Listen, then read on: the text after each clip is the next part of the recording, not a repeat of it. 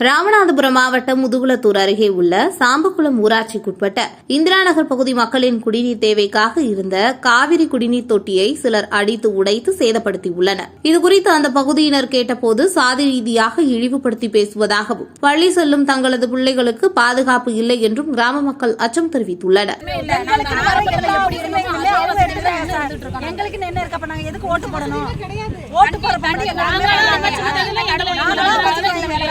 உள்ள காசை வச்சு நாங்களாவே அமைச்சுக்கிறோம். அதையும் கெடுக்கிறதுக்கு 4 பேர் கிளம்பி வந்துடுறாங்க. உங்களால என்ன செய்ய முடியும்னு கேக்குறாங்க.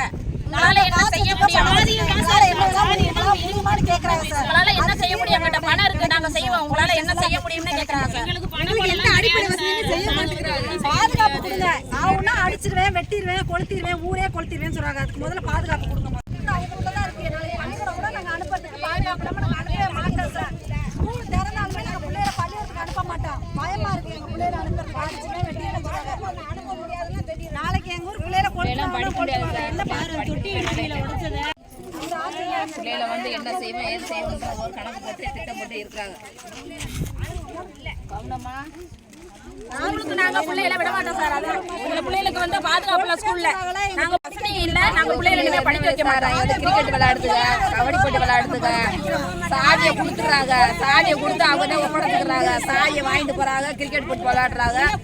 எங்க பிள்ளைகளுக்கு எந்த பாதுகாப்பும் இல்லை சார். உங்க பிள்ளைங்க ஆவணும், ஸ்கூல் பண்ணிதான் ஆகணும். ரொம்ப பேசுறேன்னு சொல்றாங்க சார். பிள்ளைகளை படிக்க வைக்க முடியாத சூழ்நிலையில அதுக்கு முடிவை சொல்லுங்க. எங்க பிள்ளைகளை ஸ்கூலுக்கு அனுப்புறோம்.